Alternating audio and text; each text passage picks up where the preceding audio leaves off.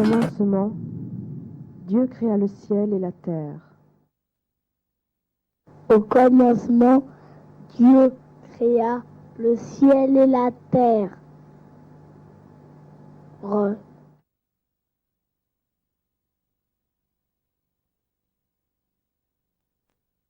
Dieu créa l'homme à son image. Il le créa à l'image de Dieu, homme et femme, il les créa. Dieu créa l'homme à son image, il le créa à l'image de Dieu. Homme et femme, il les créa.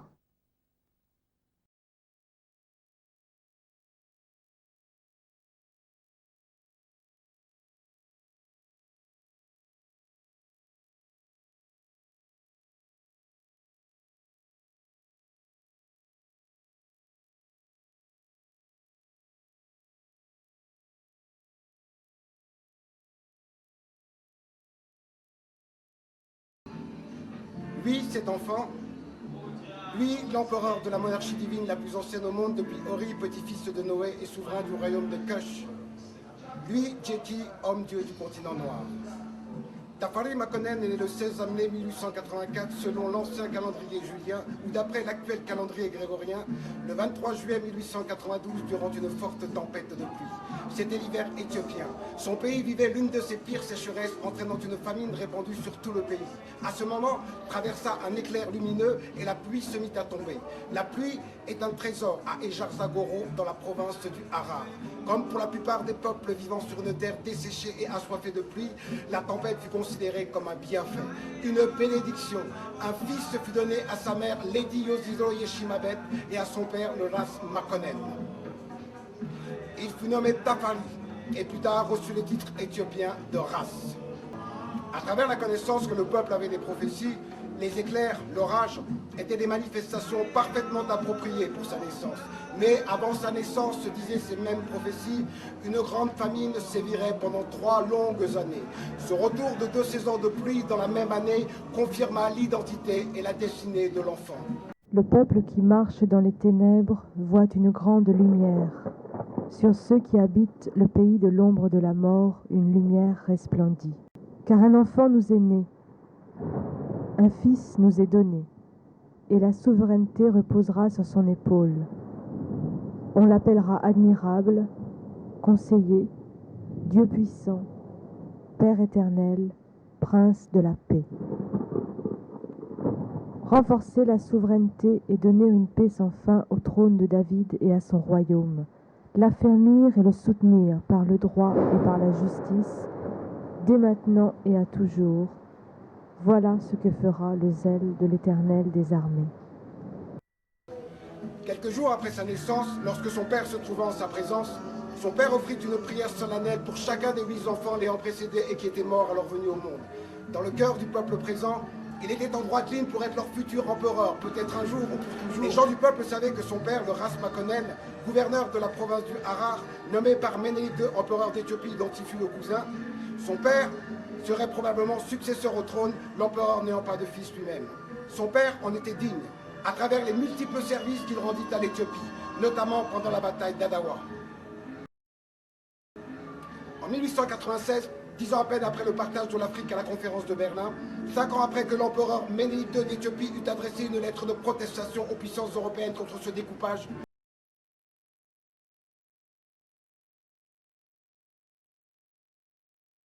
en 1896, les Italiens mirent sur place une vaste et grande campagne militaire avec la promesse d'un morceau de terre africaine, car bien entendu, à la fin de la guerre, l'Éthiopie serait divisée par les différents pouvoirs européens.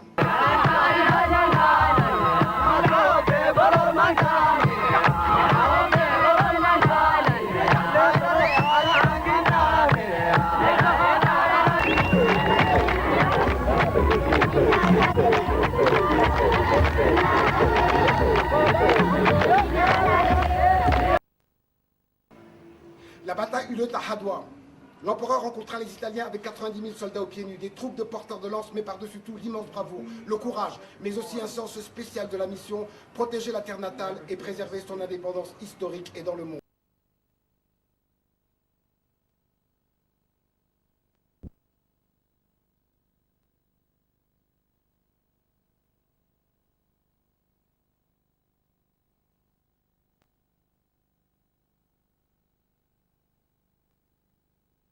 Dans cette bataille d'un autre siècle, où le droit des peuples était foulé par les Italiens nations d'Europe, la gloire de nos vainqueurs fut immense.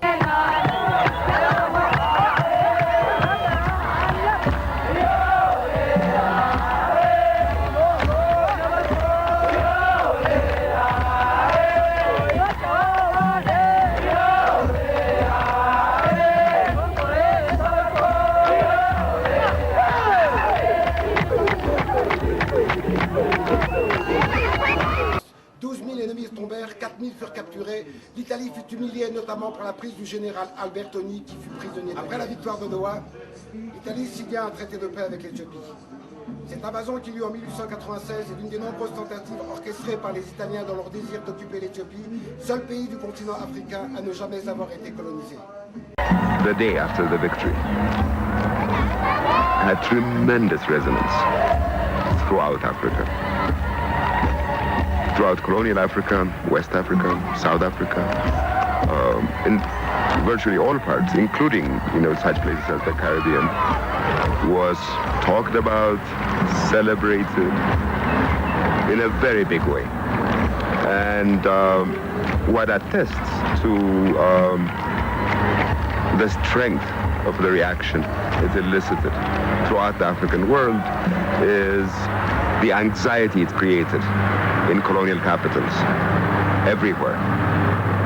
Everybody throughout colonial capitals was exchanging telegrams, cables, saying this cannot be repeated. We must suppress the news from the colonies.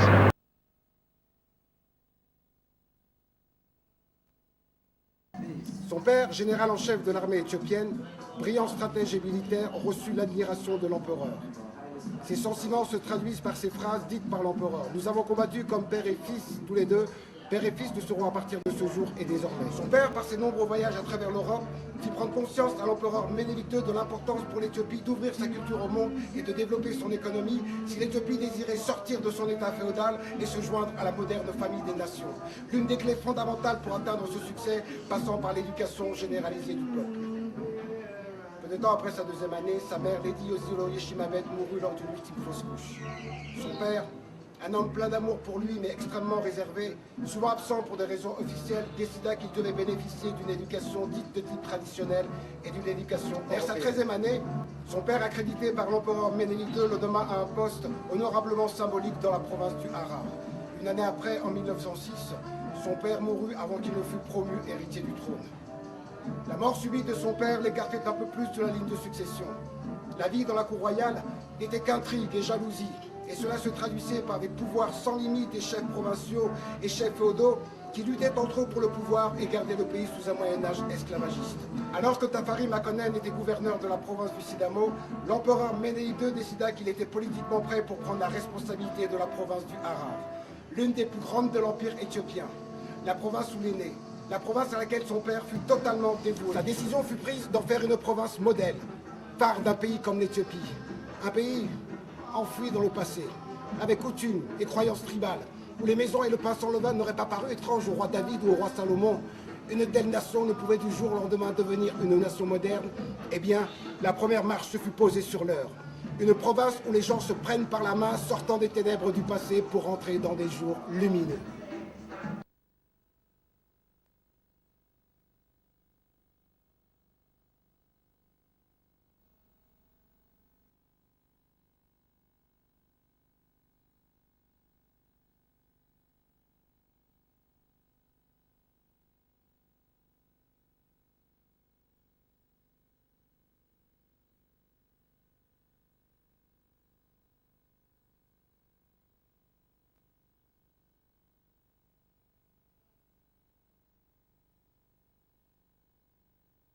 L'empereur Ménélique II nous a quittés. Rastafari est proclamé prince héritier et régent de l'Empire, puis président du Conseil. Rastafari publie un édit interdisant la vente et l'achat d'esclaves. Rastafari dote l'Éthiopie d'un nouveau code pénal. Bien que regardé avec suspicion par ceux qui craignent qu'il devienne roi, Rastafari continue ses efforts de modernisation.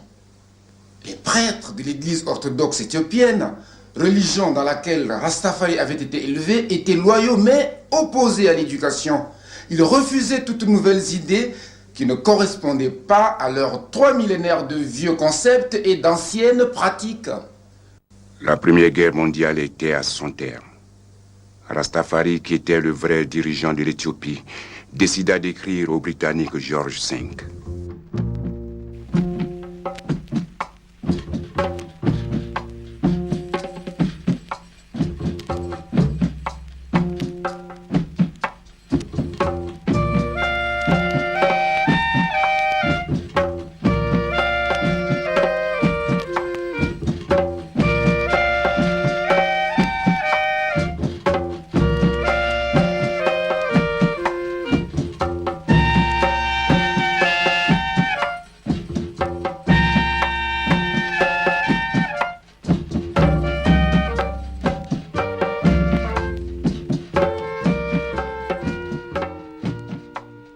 Rastafari avait complètement rompu avec les vieilles traditions éthiopiennes, qui étaient de tenir la barrière fermée aux étrangers. Le pays dormait dans l'ignorance. Moins de 1% de la population savait lire ou écrire. La plupart des gens étaient esclaves et se contentaient de leur sort. Il n'y avait aucune route entre les villages, seule une ligne de chemin de fer reliait la capitale Addis Abeba, un village couvert de boue à Djibouti. Il n'y avait ni enseignants, ni docteurs, ni ingénieurs. Une armée de braves hommes, mal équipés, mal organisés. À côté de cela, les seigneurs de guerre gouvernaient comme au temps de leurs ancêtres, sans partage et usant de leur pouvoir contre le peuple. Rastafari décida son adhésion à la Ligue des Nations nouvellement formée. Ses adversaires se plaignirent, mais une année après, changèrent de position. L'énigmatique Éthiopie était admise dans la scène internationale. L'Angleterre et l'Italie décidèrent de faire un pari de conquête sur les îles du lac Tana. Il est dit que les îles du lac Tana recèlent des couvents, les sépultures des rois et reines d'Éthiopie. Il est dit que la reine de Saba se réfugia dans l'une de ces îles à son retour de Jérusalem. Et il y naquit Ménélik Ier, son unique fils.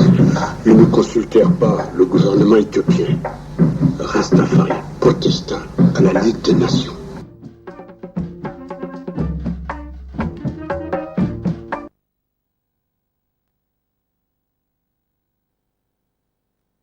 La Ligue supporta Rastafari dans sa requête et le projet échoua. Rastafari poursuit son programme de modernisation avec l'église orthodoxe éthiopienne. Sans son accord, il ne pouvait aller plus loin. Advint la mort de l'archevêque de l'église éthiopienne. Rastafari insista pour que le nouvel archevêque soit éthiopien et si possible ayant des idées progressistes. La prochaine étape était l'établissement d'une coopération économique avec les Européens qui participeraient dans la production de biens et de services. Ce qui fut fait. Le papier argent fut introduit. Benito Mussolini fut le premier leader européen à encourager Rastafari dans ses efforts de modernisation. Mais les motivations de l'aide étaient autres. Il pensait pouvoir contrôler Rastafari pour ses propres intérêts. Et Rastafari insista pour que l'impératrice le nomme roi ou négus. L'impératrice refusa catégoriquement et avec l'appui du ministre de la Guerre, votre adversaire politique désireux de préserver ses droits, y compris l'esclavage. Les hostilités furent déclarées, mais leur armée fut rapidement écrasée. Ils furent tous vaincus et disparurent de la scène politique éthiopienne. Le 2 avril 1930, 2 jours après la victoire des Rastafari, l'impératrice Zaoditu mourut dans des circonstances jusqu'à présent restées mystérieuses.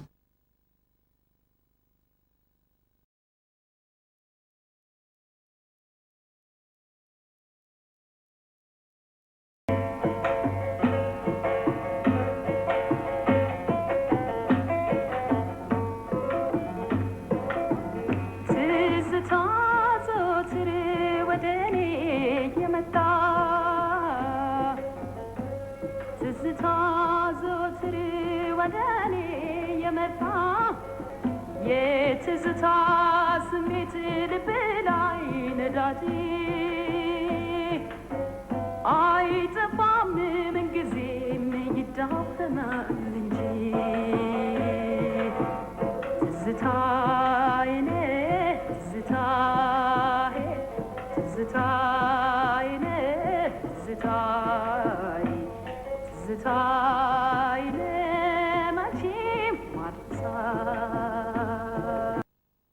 On disait que cet enfant était le descendant direct du roi biblique Salomon de Jérusalem et de la reine Makeda de Saba, des terres du sud de l'Éthiopie antique. Et en effet, comme sa peau, son arbre généalogique remontait jusqu'au père du roi David, Jessé, le juif le plus noir que le monde ait jamais connu. Il y a un peu plus de 6000 ans, se développa sur la terre appelée Mésopotamie, l'actuel Irak, l'une des civilisations les plus remarquables qu'ait jamais connue l'humanité. Celle-ci était centrée entre le Tigre et puis l'Euphrate. Ces deux fleuves naissent dans les montagnes d'Arménie et coulent en direction du sud-est, vers le golfe Persique. Le sol de cette région est incroyablement fertile grâce aux dépôts d'alluvions drainés par ces deux fleuves. Ce lieu, la grande plaine de Babylone, était aussi celui du jardin d'Éden, Eidinu, la grande plaine du plaisir. De la poussière d'ébène de ce sol doux et velouté, une vigne sombre poussait. Et il fut un temps où cette planète entière était un endroit agréable, car au commencement, les terres étaient reliées en une seule masse. Tout le climat était tropical et l'on trouvait sous la surface de la terre toutes sortes d'espèces, animales, végétales, minérales, toutes sortes d'espèces vivaient dans une harmonie parfaite. Un Éden merveilleux existait autrefois. Le peuple qui vivait en Mésopotamie, les anciens Chaldéens, descendait de Ham, le plus jeune des fils de Noé. Noé le patriarche. Noé le patriarche a eu 3 fils, d'où dit-on sont issus tous les peuples de la création universelle. Sem, Ham et Japhet. Après le déluge, lorsque l'arche de Noé s'arrêta sur les montagnes de l'actuelle Arménie, les descendants immédiats des fils de Noé repeuplèrent la terre et quittèrent cette région froide pour les climats plus cléments de Mésopotamie. Plus tard, lors des événements de la tour de Babel, les descendants de Japhet furent les seuls à émigrer vers le nord de l'Europe, la Russie, le désert de Sibérie, que l'on connaissait aussi sous le nom d'île des nations. Là-haut, privés de la bénédiction du soleil et vivant dans les grottes humides et froides d'Europe, ils évoluèrent et développèrent les peuples blancs, les peuples caucasiens. Sem et Ham demeurèrent sous le climat de leurs ancêtres et gardèrent leur couleur de peau d'origine. Plus tard, il a été dit que Sem donna naissance aux Asiatiques, Japhet aux Européens et Ham fut le père de tous les peuples d'Aigre. Peuple couchite, peuple kémite, peuple cananéen, peuple chaldéen.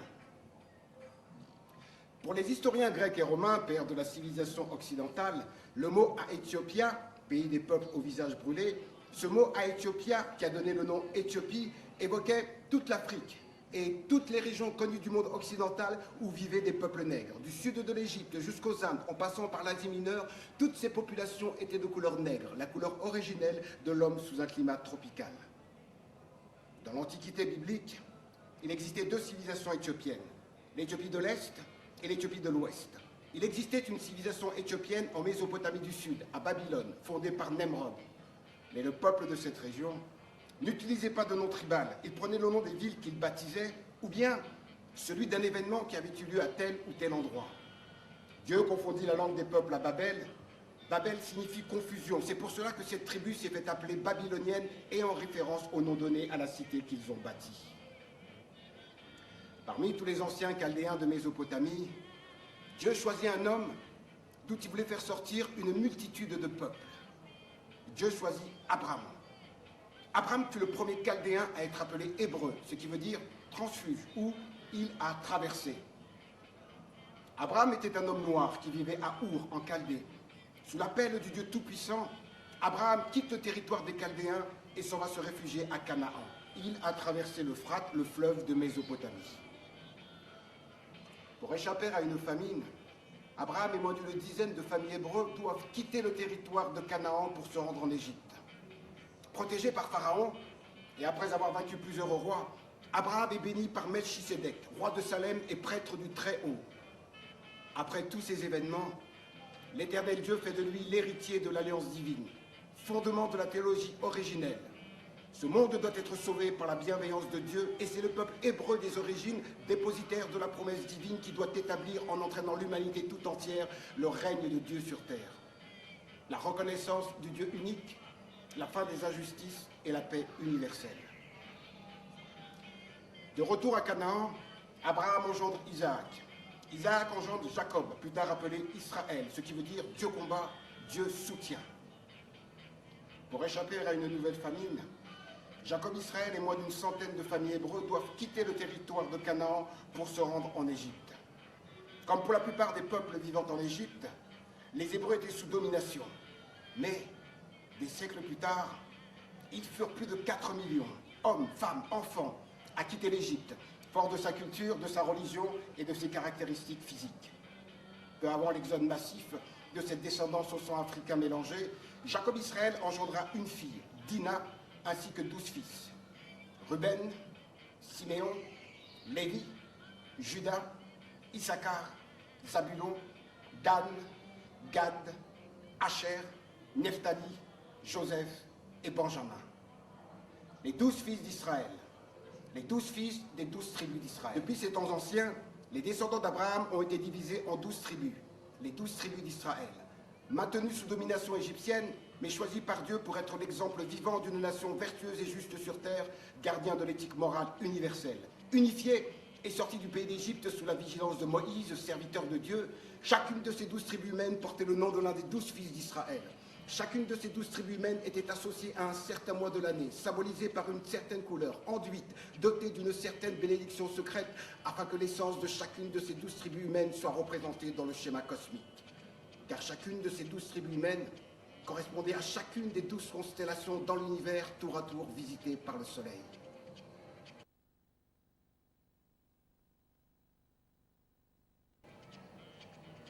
Étudie le ciel et tu connaîtras l'homme. Étudie l'homme et tu connaîtras l'univers. Le canon commençait par le mois d'avril, qui était le premier mois du calendrier des anciens Égyptiens, avant que Babylone ne le détruise et ne le fasse remplacer par des symboles romains. Après avoir quitté l'Égypte, les tribus d'Israël conquirent de nombreuses terres qui furent divisées en 12 territoires tribaux. Les Lévites, descendants de la tribu de Lévi, n'en ayant aucun car étant affectés au service religieux. À l'origine, majoritairement noirs de peau, les tribus d'Israël virent leurs couleurs se métisser au fur et à mesure que les tribus d'Israël se mélangèrent avec d'autres peuples et couleurs de la création. Les tribus d'Israël se rangeaient toujours par couleur de peau, les tribus les plus foncées aux couleurs de peau les plus claires, du noir bleuté, le plus beau des noirs, au doré le plus pâle. La tribu de Juda, 4e fils de Jacob Israël, était la tribu la plus grande de toute la maison d'Israël. La tribu de Juda, 4e fils de Jacob Israël, était la tribu qui produisait le gène, l'espèce, la donne tribale qui se mélangeait parmi les autres tribus de toute la maison d'Israël. La tribu de Juda, 4e fils de Jacob Israël, était la tribu qui régénérait les autres tribus de toute la maison d'Israël. La tribu de Juda, 4e fils de Jacob Israël, était la tribu qui gouvernait les autres tribus de toute la maison d'Israël. La tribu de Juda, 4e fils de Jacob Israël, était la tribu d'où sortaient les rois de toute la maison d'Israël. Car la tribu de Juda, 4e fils de Jacob Israël, était la tribu la plus noble de toute la maison d'Israël. La tribu de Juda, 4e fils de Jacob Israël, était la tribu qui produisait les chefs de toute la maison d'Israël. C'était une coutume normale établie par Jacob Israël lors de la bénédiction de Juda et de ses 11 frères. Après la sortie d'Égypte et depuis de nombreuses années installé à Canaan, David, fils de Jessé, grand guerrier de la maison noire d'Israël, reçoit l'onction comme roi de la tribu de Juda. Dans l'intervalle, Abner, commandant en chef de l'armée, envoie chercher un fils du défunt roi Saül et le nomme roi. Il est reconnu de toutes les tribus du nord, à l'exception de celle de Juda au sud, qui a élu David comme roi. Ce dédoublement de la maison d'Israël engendre une guerre civile. La bataille décisive est acharnée.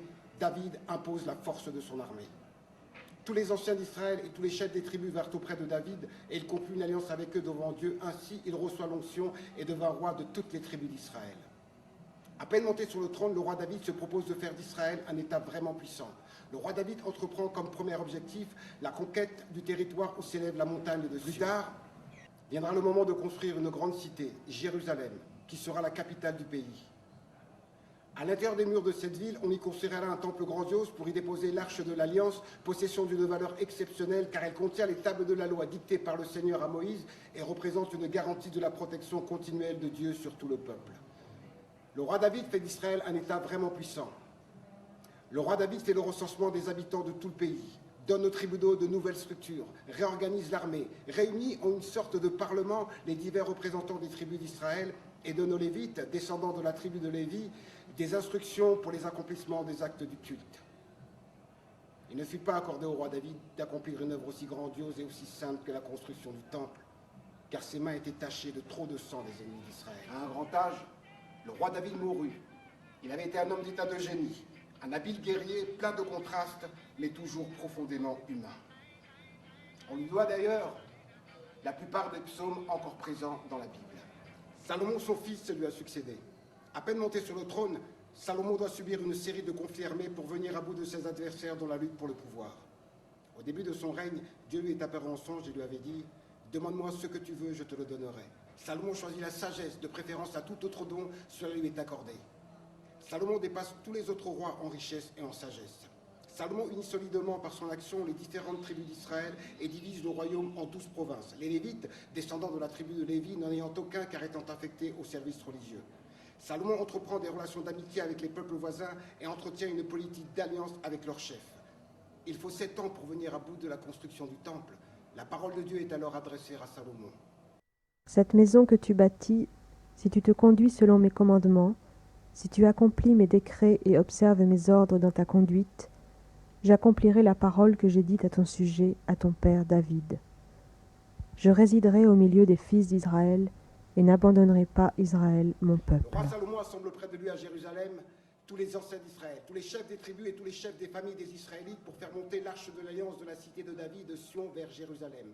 Ce furent les Lévites, plus tard affectés au temple de Jérusalem pour les affectations des actes du culte qui font monter l'arche de l'alliance ainsi que les objets sacrés. Les richesses du roi Salomon sont incalculables. Il lui est possible de mettre en œuvre de grandioses réalisations. Le roi Salomon se fait construire un immense et somptueux palais pour y recevoir tous les grands personnages et tous les rois qui viennent lui rendre visite. On vient de tous les coins de la terre pour entendre la sagesse de Salomon de la part de tous les rois qui ont entendu parler de sa sagesse. Tamrin, le marchand principal de la maison de la reine Makeda de Saba, de retour d'un voyage de commerce à Jérusalem, Tamrin avait informé la reine de l'existence du roi hébreu. Tamrin a évoqué sa bonté et sa vertu en tant que juge de ses sujets. Quand la jeune reine de Saba entend cela, elle a envie d'en savoir plus. Quelle sorte de personne est-il? Et qui peut être béni de Dieu et régner sur son pays et administrer un peuple? Captivée, la jeune reine de Saba décide d'aller rendre impérativement visite à cet homme en personne.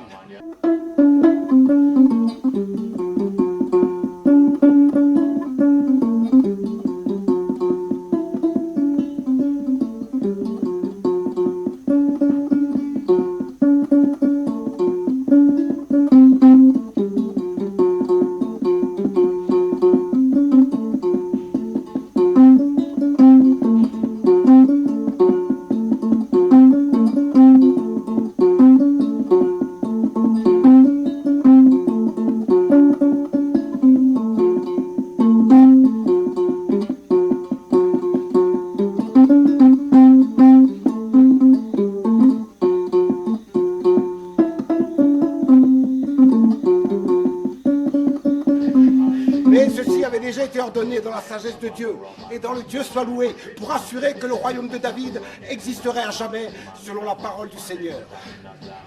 J'assiérai ta descendance sur ton trône s'ils respectent les lois et les ordonnances que je leur ferai apprendre. La jeune reine s'est mise en route accompagnée de sa nombreuse suite. En partant pour ce voyage, elle emporte avec elle beaucoup de cadeaux, des bijoux rares, des pierres précieuses, des épices, des parfums, des choses qui ne se trouvent qu'en Éthiopie. Tout cela comme présent pour le roi Salomon. Elle est fait porter à dos de chameaux, beaucoup de chameaux. À cette époque, pour aller à Jérusalem, il n'y avait pas d'autre moyen de transport. La route était longue et traversait des contrées hostiles avec des bêtes féroces et beaucoup d'obstacles.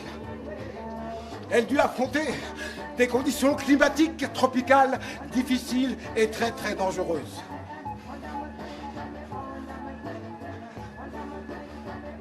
L'un des nombreux cadeaux que la reine de Saba fit au roi Salomon, et elle en fit beaucoup, fut 3 grands bateaux chargés de bois de son pays, l'Afrique. La moitié fut utilisée pour faire les escaliers des marches du temple, et l'autre moitié fut utilisée pour faire les harpes. Ainsi, la musique qui montait au temple allait au monde entier. À son arrivée à Jérusalem, Salomon la reçoit avec tous les honneurs dus à son rang et l'accable d'hospitalité. Il lui offre un endroit de repos appelé Gaza du côté de Jérusalem. Elle accepte l'offre, il reste plusieurs mois. Elle prend part à de grands festins, en est ravie. Elle acquiert des connaissances sur la question de l'État, la discipline de l'armée, les célébrations. Et après l'avoir observé pendant une longue période, elle lui dit « Je ne voulais pas croire tout ce que l'on m'avait rapporté de votre sagesse, mais ce que je vois ici surpasse encore la renommée. » Salomon réussit à la convaincre de cesser de se prosterner devant le soleil, les étoiles, les pierres, mais de vénérer le seul Dieu véritable, le Dieu d'Abraham, d'Isaac, de Jacob, créateur du ciel et de la terre, et dont le nom ne peut être prononcé. Enfin, la reine vierge souhaita rapporter tout ce qu'elle avait appris à son propre peuple. Elle était tellement jolie, la reine de Saba, la plus belle des belles, tellement attrayante que le roi Salomon succomba à son charme. Salomon, qui se sentait amoureux d'elle, l'invite à rester une saison en plus pour achever son instruction dans la sagesse. Le roi lui parle de ses sentiments. Elle se refuse à lui. Si telle est sa réponse, le roi lui fit donc promettre de ne rien prendre de ce qui lui appartenait. La reine accepte en insistant qu'il ne devait plus la courtiser. Chez nous, lui dit-elle, c'est un homme pour une femme et une femme pour un homme. On ne peut pas voler, on ne peut pas prendre ce qui ne nous appartient pas. C'est comme ça, lui dit-elle. Le roi Salomon contrôlait le monde entier. Tout le monde savait qu'il était le roi du monde. Et le monde entier lui payait des impôts. Et le roi Salomon était en rapport avec tous les rois du monde, car il se trouvait marié avec leurs filles. Car le roi Salomon désirait une descendance des 4 coins de la terre. Mais avec la reine de Saba, ils resteront comme ça, sans rien faire, sans faire quoi que ce soit. Le dernier soir avant son départ, le roi Salomon organisa un festin d'une splendeur sans précédent au cours duquel le roi Salomon fit servir des plats très épicés, des plats qui donnent vraiment soif. Lors du repas, la reine de Saba est très contrariée et n'osant pas demander à boire. N'oubliez pas que le roi Salomon lui fit promettre, du moment qu'elle refusait ses avances, qu'elle ne prendrait rien de ce qui lui appartenait. Mais au cours de la nuit, la reine de Saba eut l'imprudence de se lever pour aller étancher sa soif. Salomon, qui avait fait semblant de dormir pour pouvoir l'observer, survint dans toute sa gloire, insista qu'elle avait violé son serment en prenant de l'eau, un matériau si précieux dans un pays desséché. De ce fait, elle ne pouvait faire autre chose que de se soumettre à son désir. La reine de Saba était restée vierge. À cette époque, en Éthiopie, pour accéder à la royauté, il fallait s'abstenir. Elle était donc vierge, et c'est comme cela qu'elle s'est offerte au roi. Cette même nuit, en présence de la reine de Saba, le roi Salomon fit un rêve dans lequel le soleil descendait du ciel, brillait de tous ses éclats sur Israël, puis repartit vers l'Éthiopie où il brilla éternellement. Ensuite, encore, un soleil plus resplendissant se leva du territoire de Juda, brilla sur le territoire d'Israël, mais les enfants d'Israël rejetèrent ce soleil et l'enterrèrent. Mais ce même soleil se leva de nouveau, s'éleva vers le ciel en ne tenant plus compte des enfants d'Israël. Quand Salomon comprit le sens de cette vision, il fut profondément troublé, perturbé, car il savait que le départ de ce soleil signifiait le départ de la sagesse de Dieu. Après cette affaire, ayant suffisamment appris sur beaucoup de choses, la reine de Saba décida de retourner dans son pays. Lorsqu'elle lui annonce son congé, il est très triste, lui avouant qu'ils auraient pu se partager son royaume, vivre ensemble. Mais elle lui dit qu'elle ne pouvait pas abandonner son propre peuple. Le jour de son départ, Salomon lui offre une bague sur laquelle est gravé le sceau du lion de la tribu de Juda. Salomon insista à ce qu'elle offre à son premier-né masculin et de lui envoyer le garçon une fois majeur pour le former. Au cours du long voyage de retour vers l'Éthiopie, la reine de Saba mit au monde un garçon qu'elle appela Ebna Hakim, Ibn al-Tabib, Hashamed et aussi David, d'après son illustre grand-père. Elle rejoignit son palais à Aksum, il fut reçu avec grande joie et vécut dans le bonheur. Dans les premiers temps, la reine de Saba dispensa à ses pères l'enseignement qu'elle avait acquis auprès du roi Salomon, que Dieu est le créateur du ciel et de la terre, c'est ainsi qu'elle pratiquait la religion selon les préceptes de l'Ancien Testament. Pendant son enfance à Saba, Ebna, son fils, était sans cesse taquiné par ses camarades à cause de sa naissance illégitime. Devenu adolescent, il ne pouvait plus supporter d'être humilié et ridiculisé. Honteux et confus, il trouva le courage qui lui avait manqué précédemment et osa interroger sa mère sur son père inconnu. Makeda était ravie et lui parla de son père. « Ton père te ressemble. » Pour le lui montrer, elle lui faisait voir son propre reflet à la surface de l'eau. Un jour, elle lui offre une bague, simple et élégante. Ebna n'avait jamais vu une telle bague. Pour commencer, il refusa de la mettre lorsque Makeda tenta de la glisser sur son doigt, puis finalement accepta la bague et la mise. Ebna était perturbée par l'effet qu'elle produisait, comme si un jaillissement d'énergie brûlante et déchirante courait dans ses veines. D'un seul coup, gêné devant sa mère de son indisposition, il tenta de maîtriser son souci, mais il ne parvint pas à apaiser le bouleversement. Sa main trembla lorsqu'il tenta de retirer la bague. Délirant et transpirant fortement, il tendit sa main à sa mère, mais Makeda refusa de la prendre. « C'est une bague pour Hope et le don d'un roi, a-t-elle dit. Mon fils, ton père est vivant, c'est Salomon, le fils de David, le prophète de Dieu et roi d'Israël. Et voici que le sceau du royaume de ton père est entre mes mains. Il est prêt pour que tu le reprennes, pour ainsi devenir roi d'Abyssinie. Cela ne vient pas de moi, mais de toi. Et toi, fils de roi, tu es le roi. Rassemble des soldats et des présents et rends-toi à Jérusalem pour y prier. Va voir ton père et écoute sa grande sagesse pour qu'il te nomme roi selon l'alliance qui existait entre lui et moi sous le témoignage du roi de l'univers. » Lorsqu'Ebna arriva devant le roi, il fut d'abord rejeté, à son chagrin et son étonnement, puisque Salomon le prit d'abord pour un charlatan. « Je reconnaîtrai mon fils à la bague qu'il portera », a-t-il crié. Humilié, Ebna a montré la bague et a répondu « Le propriétaire de cette bague m'a prononcé roi de ce royaume alors que j'étais encore dans la matrice de ma mère, et Dieu l'a voulu ainsi. Quand Salomon s'est aperçu de l'affaire qui était associée, sa rage a cédé au chagrin. Il s'est levé à côté de son trône et il s'est jeté au cou du jeune homme en s'écriant « Bienvenue mon fils, tu redoutes le pouvoir de ta bague, mais son pouvoir vient de toi. Il faut que tu apprennes à accepter ta destinée. » Sans attendre plus longtemps, il s'est levé à côté de son trône. Il a parlé. Les trompettes ont sonné de leurs cornes. Les personnes chargées d'annoncer les nouvelles criaient dans les rues « Voici Ebna, fils de Salomon. Voici David, fils de Salomon. » Et les nouvelles se sont répandues à l'étranger. Et le bruit a couru parmi tous les descendants des tribus d'Israël que le fils du roi Salomon et de la reine du Sud était venu rejoindre son père Salomon et que Salomon avait placé la couronne de son père David sur la tête du jeune homme. Ebna passa de nombreuses années heureux dans la cour du roi Salomon, mais finalement il décida de retourner dans les montagnes du pays de sa mère. Son père essaya de le convaincre de changer d'avis, mais il lui dit qu'il ne pouvait pas rester auprès de lui et abandonner sa propre mère. Le roi le bénit, l'intronisa. Le roi lui permit de partir à condition qu'il emmène avec lui les fils des plus érudits de ses précepteurs pour enseigner le droit hébreu, la loi de Moïse en Éthiopie. Ebna était d'accord avec ceci. Toutefois, les fils des précepteurs étaient contre, persuadés qu'ils seraient hors limite de la grâce et de la protection de Dieu s'ils devaient quitter le territoire des enfants d'Israël. Enragés par leur insolence, Salomon plaça les fils des précepteurs sous une interdiction sacrée. Ils finirent par capituler, mais Azarias, fils du grand prêtre Zadok, forma un complot pour emmener de manière clandestine l'arche de l'Alliance en Éthiopie. Ce complot fut réalisé à l'insu d'Ebna. La disparition de l'arche ne fut constatée que lorsque Ebna, Tamrin et la compagnie de jeunes juifs et d'Éthiopiens se rapprochèrent de la mer Rouge. Lorsque Salomon s'aperçut de la disparition de l'arche, il envoya sa cavalerie.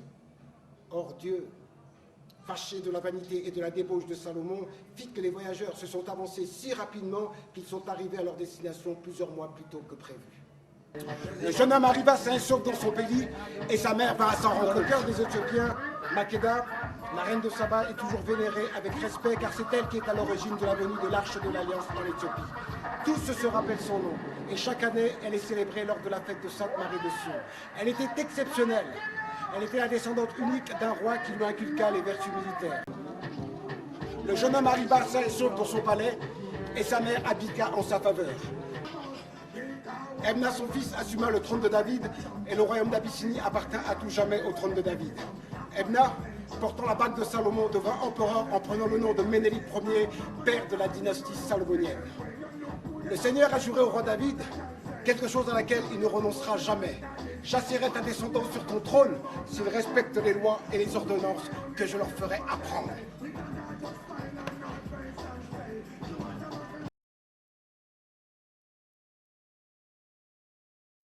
À la mort du roi Salomon, le royaume de David devait être arraché aux enfants d'Israël, car ils ne méritaient pas d'être gardiens de l'arche d'alliance. Ils ont changé l'alliance, n'ont pas respecté la vérité et ont cessé de croire en lui que l'on attend toujours. Dieu leur a arraché la prophétie, le sacerdoce et la souveraineté, et c'est en s'écartant de la tradition primordiale que les Juifs samaritains se perdirent, et que les 10 tribus dissidentes se confondirent plus tard avec les autres nations et ne se retrouvèrent plus au sortir de la grande captivité. Durant cette longue période, Dieu suscita la voix des prophètes, mettant en lumière les malheurs du passé. Ils allumaient une vive espérance pour l'avenir. Ésaïe, Jérémie, Ézéchiel, Daniel, Osée, Joël, Amos, Abdias, Jonas, Michée, Naoum, Habakkuk, Sophonie, Agé, Zacharie, Malachie.